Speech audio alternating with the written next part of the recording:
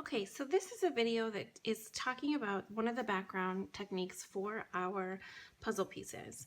There's a couple different materials that you're going to need, and you'll need to gather them up. I'll give you directions in class as to where to find these materials. Your specific class supplies might be in a different spot than another classroom or another classes. So I want to have you guys make sure you check the front board. Like we usually do. This is instructions for another day, but check the front board and make sure you listen to instructions when you first come in. You're going to need to get a water bin, some clean water. Make sure it's clean. That's going to be really important. You are going to need a clean paintbrush, dry, well, I guess it doesn't need to be dry, but clean paintbrush, and your primed puzzle piece. Now these are giant puzzles that I put together and then gesso. It's really important that you leave this number alone. Each piece is numbered, and once you guys put all of your beautiful artwork on top of these pieces, I'm not going to be able to tell how to put the puzzle together. So it's really important that you leave this number alone. And it also is really important that you put your name. So I'm just going to write Miss K, and you put your class period. So we usually put a number and then A or B, right? So if your first period, you'll do 1, and if it's a B day, you'll put B. So that's also really important. And that's the back side that'll be shiny. Hopefully you can see that in the video. And our work surface is this other side. There might be a little bit of extra, like, I don't know, boogers from the paint or the paper it was on. You can clean that up if you want.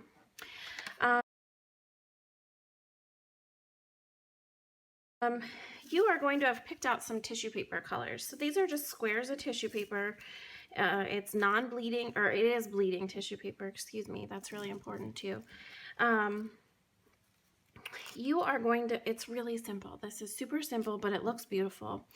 You're going to take a piece of tissue paper. You're going to get your brush a little wet. We don't need it soaking wet, but you're going to get it a little bit wet, and you can already see the dye from the tissue paper starting to come off onto the puzzle piece. If you're going from a light color to a dark color, you probably really want to make sure you get your brush rinsed out if you don't want them to mix too much. If it doesn't matter to you, then just go for it. So I'm just going to put these on here. You don't have to do the whole thing. This is just one of those background techniques that I told you I was going to show you for your puzzle piece. We talked about some mixed media, and this is a really great one when you want to layer some different techniques.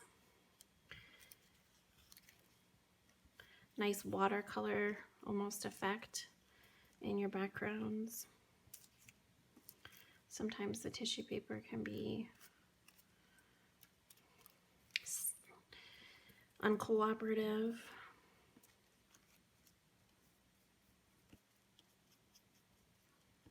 You can even take just some of the dye from the tissue and kind of spread it around in those other areas if you don't want to put any more tissue paper down. The darker colors are going to work better than the lighter colors, but the light colors will still give you an effect that's really pretty. And if you're okay with lighter colors, maybe that's one of your goals or something that you're going for, then that'll work in your favor. I'm going to come back and show this to you later. We'll take off the tissue paper. Right now I'm going to take off a couple corners. What I want you to do, well, actually, we'll just wait. I'm going to wait till this dries and we'll come back to it.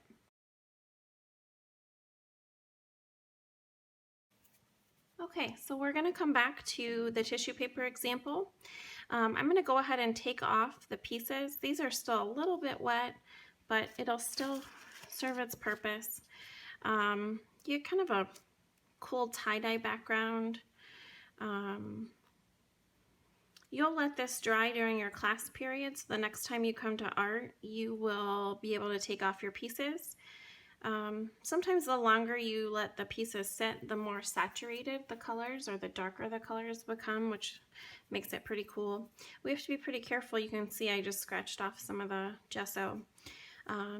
So we'll let this dry the rest of the way before we do anything else with it.